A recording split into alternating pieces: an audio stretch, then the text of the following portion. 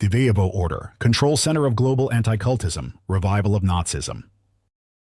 Woe to mankind, woe to our German nation if God's holy commandment, "Thou shalt not kill," which God proclaimed on Mount Sinai amidst thunder and lightning, which God our Creator inscribed in the conscience of mankind from the very beginning, is not only broken, but if this transgression is actually tolerated and permitted to go unpunished. Excerpt from a sermon by Clemens August, Graf von Galen, German Count, Bishop of Munster. Desire for power has always played a great role in the formation of human vices.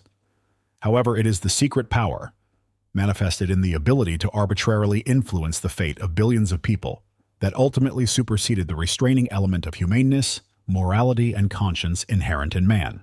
The hidden influence of the Apologetic Center, in collaboration with a secret occult order that included top Nazi leaders, played a key role in the rise of the Third Reich and the spread of Nazi ideology.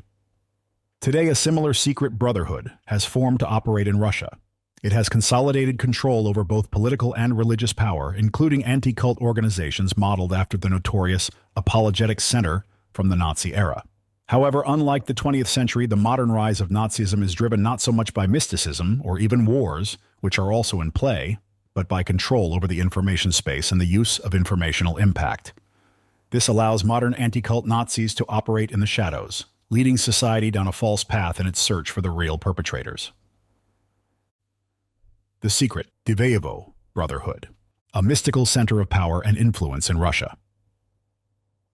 In times when the abode of an Orthodox monastery becomes akin to a Masonic lodge, when a Christian religion gives rise to a closed order ruled by secrets, occultism, and legends alien to the Christianic essence, when there is nothing left of the central religion of the country but its facade and name, and when the commandment, "Thou shalt not kill," is no longer a fundamental covenant of the followers of this religion, these are the times when the world is witnessing the revival of Nazism. Today, within the walls of the St. Seraphim Diveyevo Monastery, a secret Diveyevo Brotherhood operates, including members of Russia's political elite, led by Sergei Kiriyenko, first Deputy Chief of Staff of the presidential administration. The Brotherhood has two sides, a public-facing role that involves charity and patronage of the monastery, and a hidden, shadowy side that involves quasi-religious elements of occultism and eschatology.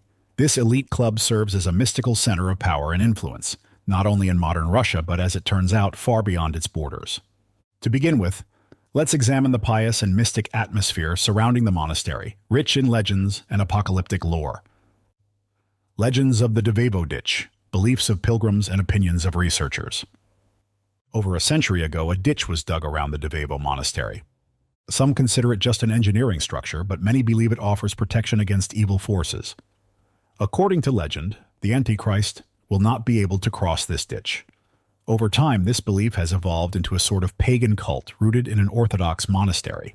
It has continually been fueled by new forms of manipulation, as people tear leaves from trees growing near the ditch or take soil from it, using these to heal ailments or protect their homes. Visitors to the monastery walk around the ditch, believing these actions will shield them from evil spirits and even the Antichrist.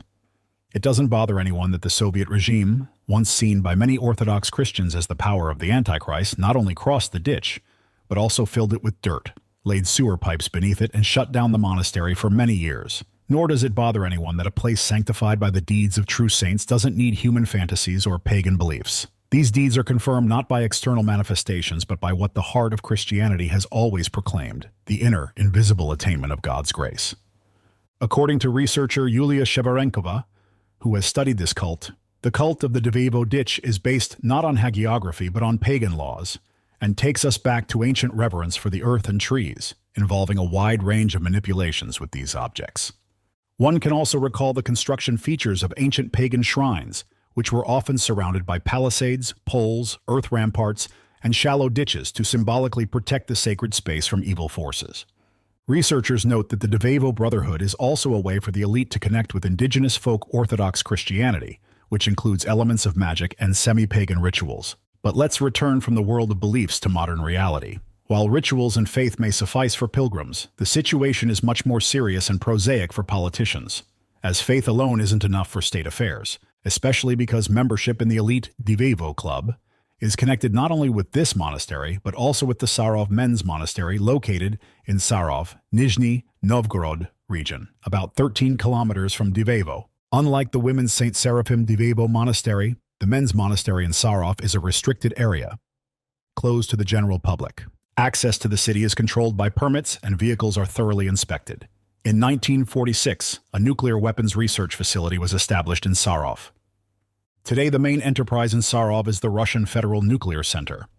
All Russian Scientific Research Institute of Experimental Physics, RFNCVNIEF, which develops and produces nuclear weapons.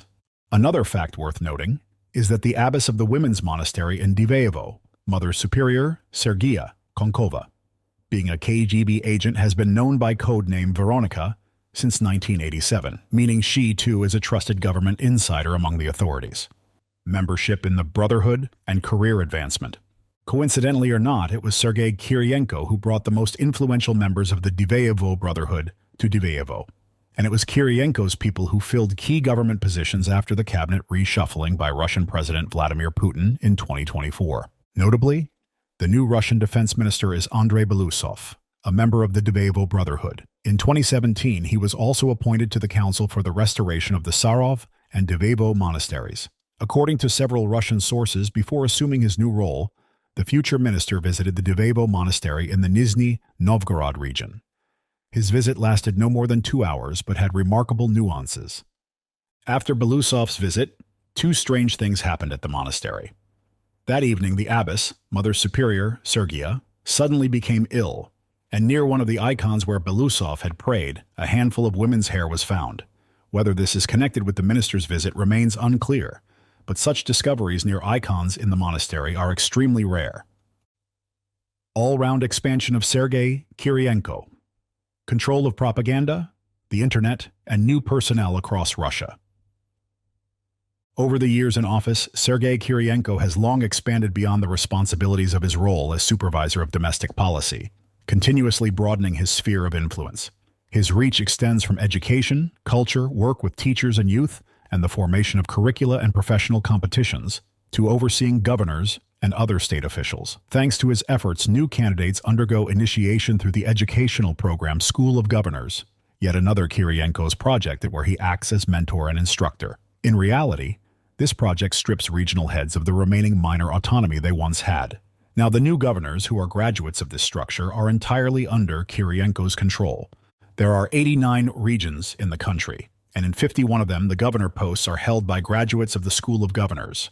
5 graduates have become federal ministers, and more than 40 have been appointed to positions as deputy ministers, mayors of major cities, and heads of domestic companies. Sergei Kiriyenko was quoted by the news portal RIA Novosti. Another area crucial to mention in the context of this article is control over the information space. Since the rapid growth of the internet in Russia and its displacement of television, Kiriyenko's circle has significantly increased its influence over the information landscape. Additionally, Sergei Kiriyenko's son, Vladimir Kiriyenko, holds the position of CEO at VK, where he oversees all directions and projects under the holding company. VK includes several popular social networks and online services: the social networks Vkontakte and Odnoklasniki, the email service mail.ru, as well as various platforms and apps for business, messaging, and online education. In 2024, Vkontakte has an audience of 90 million users per month. Sergei Kiriyenko has repeatedly emphasized the importance of information in shaping people's consciousness. The main war happening right now is the war for people's minds. All of us in this room are the special forces leading this war, said Sergei Kiriyenko.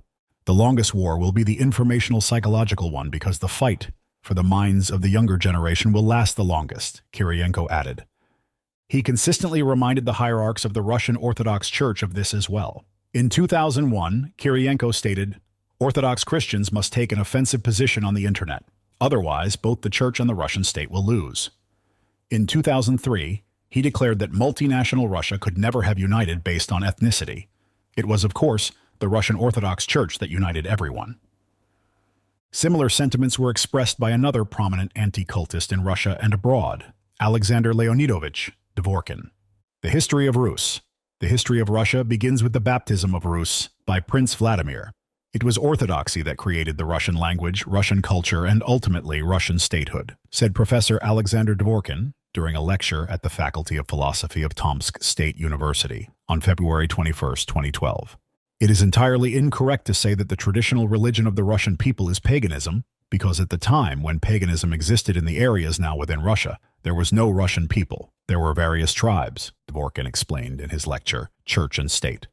Offensive positions on the internet, the takeover of the information space, and the secret order within the Russian Orthodox Church. All of this looks different when you consider the direct influence of members of this order on the anti-cult movement in Russia. For example, in 2017, another member of the secret Diveyevo Brotherhood, Andrei Klishas, who also serves as chairman of the Federation Council Committee on Constitutional Legislation, announced the creation of a working group to combat cults, which he assigned to Elena Mizulina. This group also included members from committees on defense, security, and social policy. According to Mizulina, Russian senators were tasked with developing a bill aimed at countering the activities of destructive cult organizations. Analyzing the situation on the official website of the Federation Council, one can see numerous publications regarding anti-cult laws and anti-cult activities in general. One of the publications on the official Federation Council website states, "Pluralism of opinions on religious issues is completely unnecessary and even dangerous." Further in the text, there appears to be an informal directive to law enforcement and journalists on whom they can and cannot publish. In this context, it is particularly relevant to recall Cardinal A. Bertram's memorandum from December 10, 1941, which criticized the Nazi regime in Germany and addressed the inadmissibility of violating the personal freedom of each individual. On the Federation Council website, one of the publications features a photo showing Elena Mizulina, who works closely with Andrei Klishas and is in fact subordinate to the Diveyevo Brotherhood, alongside Alexander Dvorkin, the leading Russian anti-cultist who has been engaged in anti-cult activities for over 30 years and works closely with anti-cult organizations across Europe and around the world. The influence of the Diveyevo Brotherhood on governments through anti-cult organizations. Alexander Dvorkin is not only the president of RATSERS, but also served as vice president of the European Federation of Centers for Research and Information on Sectarianism, FECRIS, from 2009 to 2021. FECRIS is an umbrella organization for dozens of anti-cult groups from various countries, including France, Germany, Spain, Switzerland, Belgium, Serbia, Italy, Poland, Croatia, and others. As of 2022, FECRIS had 57 member anti-cult associations. Some anti-cultists from America either published on FECRIS's official pages, were referenced by FECRIS on its site, or worked directly with European and Russian anti-cultists under Alexander Dvorkin's leadership. This connection is also highlighted in the report Sympathy for the Devil, the Anti-Cult Federation FECRIS, and its support for Russian and Chinese repression of religion, by Italian sociologist Professor Massimo Introvigna, which mentions two anti-cult figures from Canada and the United States. One is Jerry Armstrong, an apostate and former member of the Church of Scientology, who was previously convicted by an American court. For more details, see the article, The Role of Apostates in Anti-Cult Organizations, Creating the Fake Victim. The other is Rick Allen Ross, a deprogrammer and former member of the criminal organization CAN, which was repeatedly convicted in the U.S. for kidnapping and subjecting individuals to physical, psychological, and sexual abuse. Articles by Armstrong appear on the official FECRIS's website, Armstrong 2009, and he has spoken at conferences organized both by FECRIS and by its affiliates, including in Russia. Even such a bizarre character as American deprogrammer Rick Ross, whom we mention here because of his connections with China, gets a link to his website on FECRIS's links page, FECRIS 2022. An interesting connection emerges.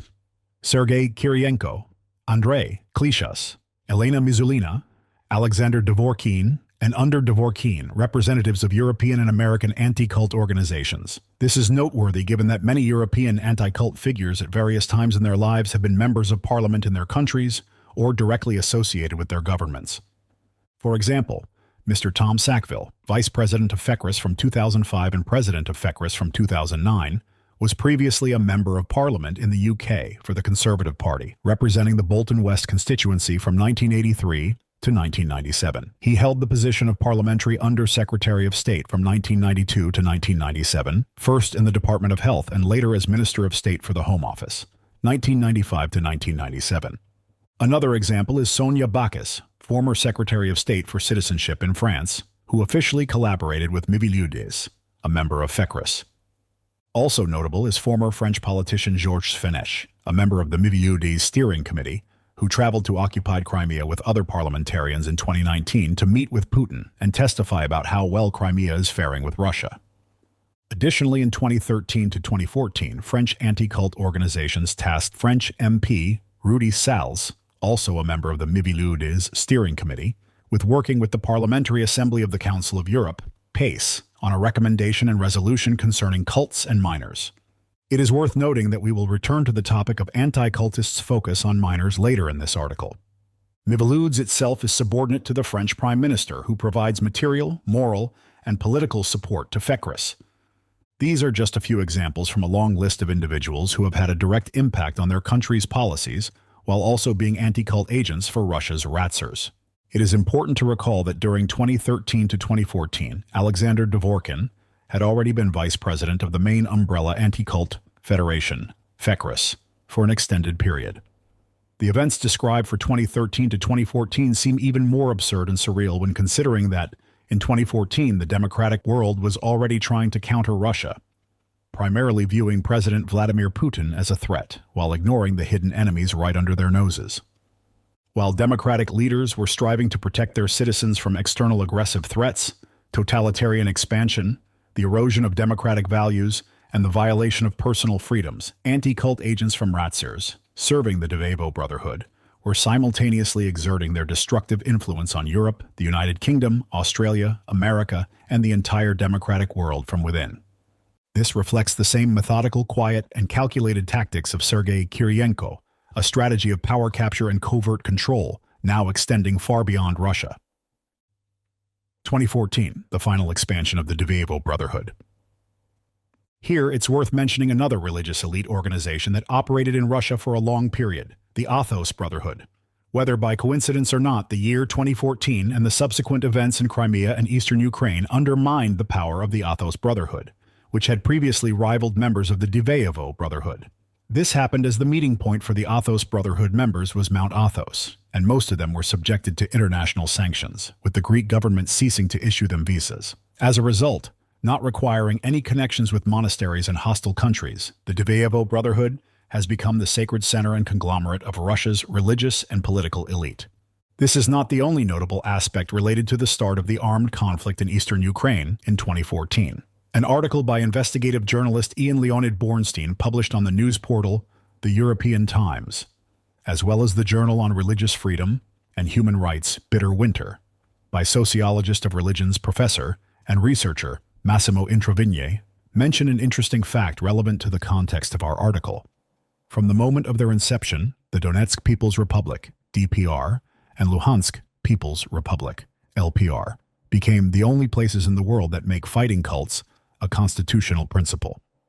Can it be a mere coincidence that Sergei Kiriyenko, who leads the secret Diveyevo Brotherhood, which among other things oversees Russian anti-cultists, in 2022 officially became the Donbass curator, and with the start of the full-scale war in Ukraine gained another unofficial status of Viceroy of Donbass? Many have heard that the main officially stated reason by the Russian Federation for the war in Ukraine was the need for denazification. However, if we recall the fact that Alexander Dvorkin and other anti-cultists accused all religious organizations not affiliated with Orthodoxy of fostering nationalism in Ukraine, the official reason for the so-called Special Military Operation, SMO, in Ukraine takes on a different perspective, as does the view on its true instigators. According to Russian anti-cultists, it was primarily Scientologists, Jehovah's Witnesses, and generally all new religious movements that were on the front lines during the Maidan protests in 2004 and 2013, and they are now on the front lines among the opponents of the Russian world, or in the ranks of the Antichrist. It is noteworthy that in these same years, 2004 and 2013, just before the Ukrainian revolutions, there were attempts to advance anti-cult legislation in Ukraine. This was also noted by Ukrainian scholar, religious studies expert, and doctor of philosophy Lyudmila Filipovich, who commented on another attempt in 2020 to push through yet another anti-cult bill in Ukraine. They asked my opinion on the proposed anti-cult bill. I've been watching this for years. Such attempts have been made before, and we've managed to fend them off in time.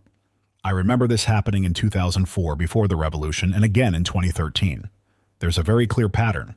As soon as there are any problems, they immediately turn to this topic, thinking it can distract the public from pressing issues. I view the current initiative, the anti-cult bill, as just another manifestation of hybrid warfare. I see in this, without being a conspiracy theorist, an obvious hand of Moscow, excuse the colloquialism, After all, they've repeatedly tried to push a similar law there to ban all religions except for the Moscow Patriarchate, and this initiative is nothing more than a clumsy imitation. Could it be that, wielding such power, the members of the Diveyevo Brotherhood, who are behind the anti-cultists, attempted to influence Ukrainian laws, politicians, law enforcement, intelligence agencies, judges, and the government as a whole, just as they did in Russia? It's possible, especially considering their sphere of influence in Europe and America. On the other hand, possessing such power in two nations at odds with each other, why haven't they stopped the war yet?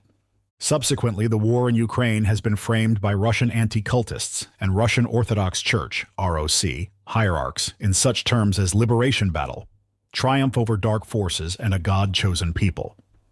How can people who hold such an extremely self-aggrandizing position accuse others of nationalism? Perhaps it's worth remembering the lessons of history. State of Christian churches during the rise of the NSDAP, Nazis' subsequent rejection of Christian teaching and abolition of the New Testament. Let's compare several speeches by a well-known contemporary anti-cultist, Archpriest Alexander Novopashin, with those of the Nazi leader Adolf Hitler. For me, the Ukrainians are all cannibals. I called them so because I saw them like that. These inhumans spill human blood, the blood of children and women, our blood. They devour people's lives and feed on suffering. So who are they? Cannibals. And all those who committed terrorist attacks on our land whom I listed earlier and whom I didn't name are cannibals. It is useless to put cannibals in a cage. They'll still remain cannibals, even if you keep them there all their lives. Therefore, cannibals must be destroyed. Vice President of Ratsirs, Archpriest Alexander Novopashin. My feelings as a Christian points me to my Lord and Savior as a fighter. It points me to the man who once in loneliness, surrounded by a few followers, recognized these Jews for what they were and summoned men to fight against them, and who, God's truth, was greatest not as a sufferer, but as a fighter. Adolf Hitler. Speech on April 12, 1922. Alexander Novopashin. In 2020, the President of the Russian Federation issued a decree approving the new version of the strategy for countering extremism in the Russian Federation until 2025. It repeatedly emphasizes the need to protect traditional Russian spiritual and moral values, which have been upheld by the Russian Orthodox Church for more than 2,000 years. The Church itself is assigned a specific role in countering extremism and terrorism. In doing so, the state acknowledges that without spiritual and moral education, it is impossible to unite the people, fill them with the sacred spirit of patriotism, and instill in them the virtues that will allow them to be called a great nation. July 20th, 2022, Archpriest Alexander Novopashin, and I continue my run. The advantages for the individual which may be derived from compromises with atheistic organizations do not compare in any way with the consequences which are visible in the destruction of our common religious and ethical values. The national government sees in both Christian denominations, Catholicism, Protestantism, the most important factor for the maintenance of our society.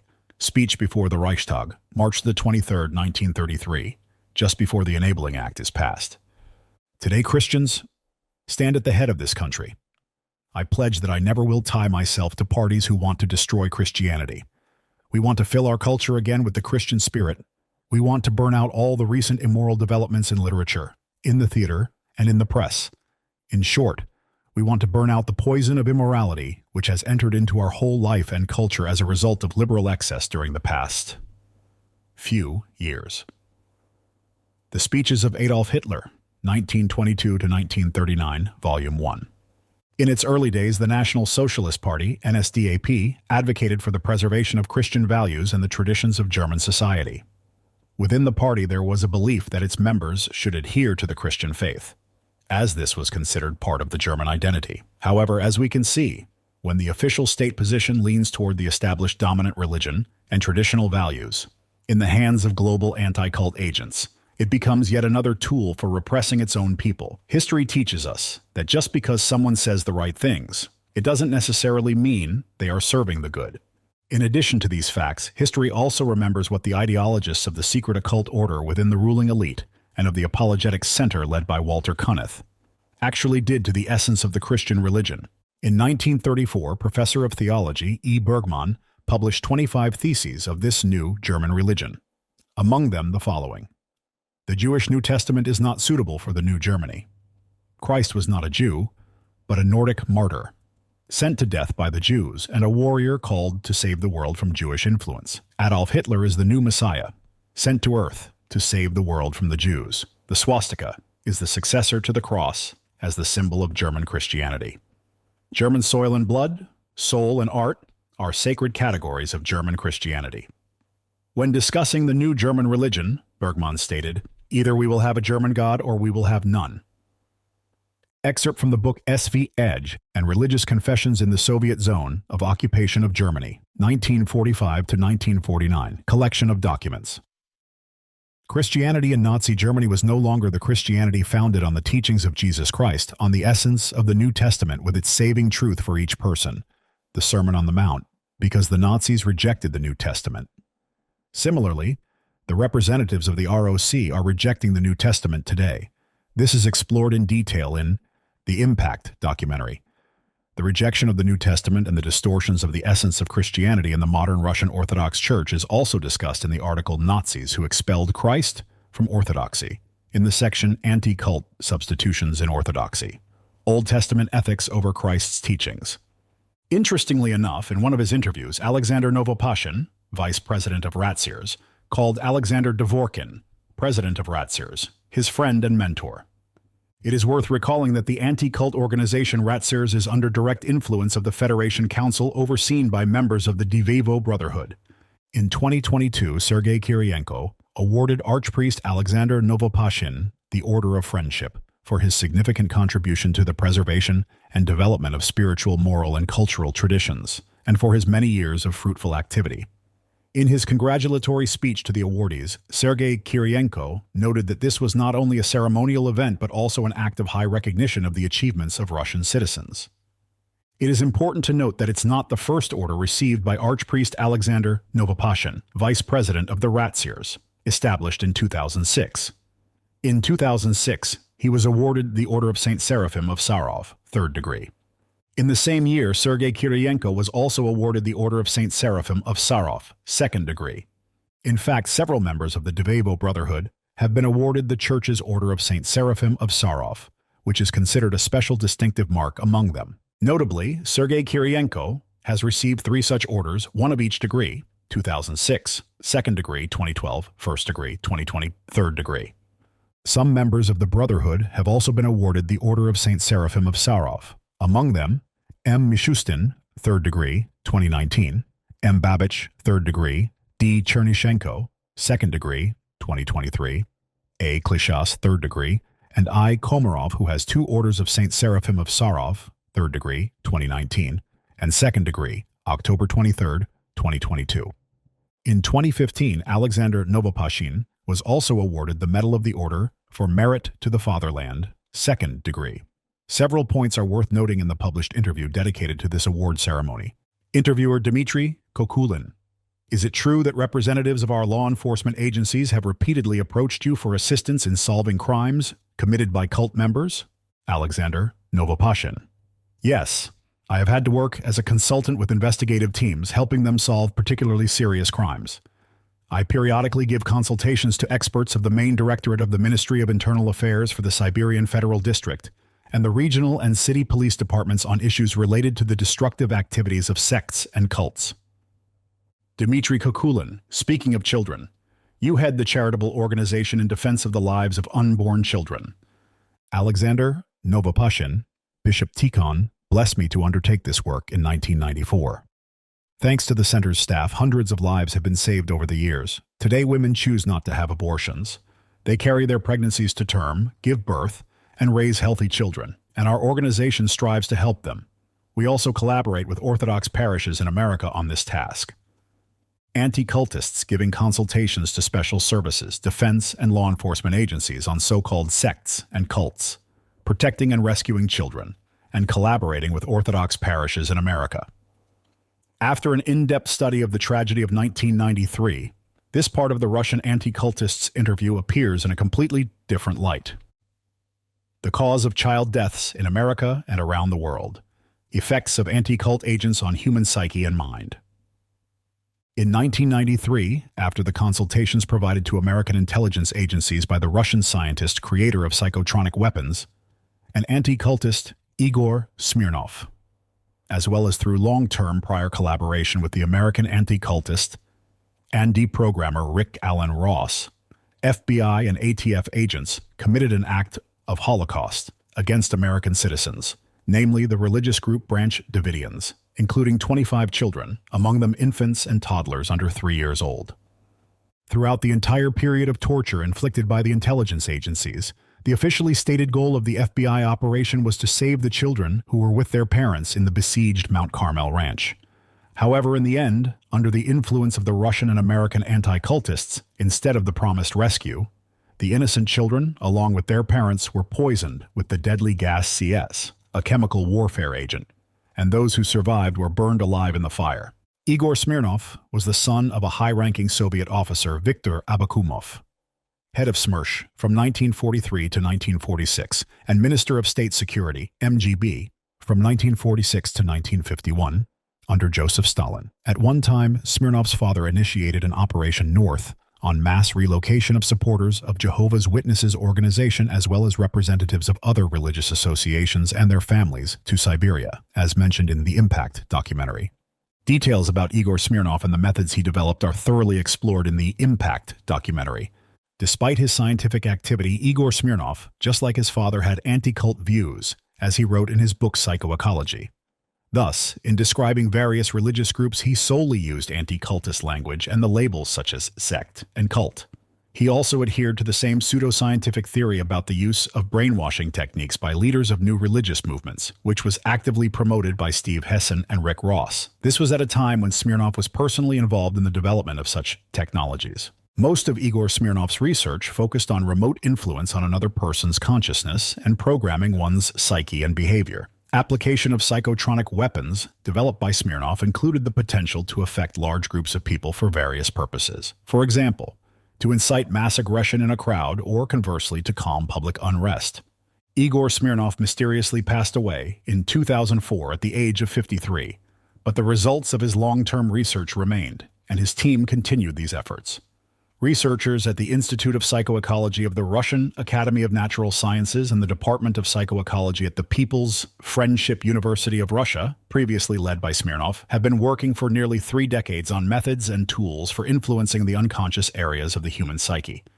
Many of these developments are classified today, but it is possible that individuals who have access to them are connected to the anti-cult movement or those overseeing it, especially if they are members of the Diveyevo Club. In any case, it is remarkable that a significant percentage of anti-cultists are psychologists and psychiatrists. It's an evident trend in countries like France, Russia, the Czech Republic, and the United States. Their profession is directly related to the work of the human brain, consciousness, and subconsciousness, which makes their role in anti-cult organizations quite fitting.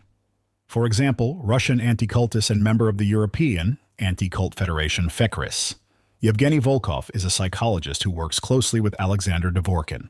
In the past, Yevgeny Volkov defended this PhD thesis under the supervision of Vladimir Izraitel, Sergei Kiriyenko's father. The use of certain techniques by Yevgeny Volkov and Alexander Dvorkin was previously mentioned in the article Anti-Cult Orders Awarded on Children's Blood. In addition to the direct contribution of Russian anti-cultist Igor Smirnov to the Waco tragedy outcome, a prolonged process of dehumanizing the Branch Davidian religious group in the media was conducted and driven by anti-cultists, Stephen Hessen among them. Access to the media became another tool in the hands of the true culprits, exerting mass influence on the consciousness and subconsciousness of American citizens who were watching the events unfold on their TV screens. As a result, through the anti-cult agents, directly intervening and influencing the operations of American agencies and the media, a death conveyor targeting American children was set in motion, which by the late 1990s had evolved into the school shooting epidemic, first in America, and then spreading worldwide. Again, it was the representatives of anti-cultism and their agents in the media who supported the news coverage of each subsequent death of children. 30 years later, seeing how anti-cultists today advise those who should be guarding the public safety, law, and order, one wonders what aftermath such anti-cult influence will lead to this time. Will there be those who will defend innocent children today? After 30 years, the methods of influencing the human subconsciousness and psyche are evolving in pace with new technologies. Decades ago, tragic events required the presence of trained agents, elements of communication, and physical contact. Today, influencing a person's subconscious can be achieved simply by controlling the information space, with agents insiders in the media, social networks, and the internet at large. It's enough to recall who owns a significant portion of the information space in Russia and far beyond its borders, and who has an army of agents in various media outlets, governments, and security agencies around the world. The evident influence of Russian anti-cultists on European countries, America, and the UK is a well-established fact that speaks volumes. We witness the results of this influence every day. Just think of the recent tragedy in the UK and its aftermath. After the release of The Impact documentary and a detailed study of the topic of armed attacks among children, the Russian influence and disinformation that exacerbated the tragedy in Southport, England, takes on a whole new perspective. Following this tragedy, where 3 children died, and others, along with 2 adults, were seriously injured, anti-cult agents spread fake information with elements of manipulation on social media using anti-Islamic and anti-immigrant narratives. This disinformation triggered mass confrontations, which quickly escalated into widespread riots targeting Muslims. This topic has been thoroughly covered in several articles. Who was behind the terrorist attack at the Taylor Swift concert in Vienna? Anti-cultists planned assassination at Taylor Swift concert. Taylor Swift and World War III. Conclusion. The tragic epidemic of children's deaths around the world began in 1993, with the actions of American and Russian anti-cultists. Today, in 2024, it still continues with the same instigation by Russian anti-cultists. While the democratic world resists the expansion of totalitarianism, it is being undermined from within by the anti-cult agents of Ratzirs, controlled by the secret Diveyevo Brotherhood. We now live in a world where American, British, European, and even Russian children are killing each other by the decisions of members of the secret order from Russian Diveyevo. The representatives of global anti-cultism are the ones who control human destinies and children's lives, deciding who should be imprisoned and who should be spared, not only in their own country, but also in others. Their power is so immense that they could easily stop a war, such as the one in the neighboring country of Ukraine. Yet for some reason they haven't. Watching the news reports on how the anti-cult conveyor of children's deaths operates and how yet another teenager victim of subliminal coding goes out and kills other children, one cannot but recall that somewhere in a parallel universe, on the Mount Olympus of these self-proclaimed gods, in the inner sanctum of the Fourth Reich, these anti-cultists, child murderers, are awarding each other medals and orders, reveling in their secret power, impunity, and delusional sense of being godlike. Today, the price of our children's lives, the price of innocent children's blood, is the order awarded to their agents for merits to Nazism.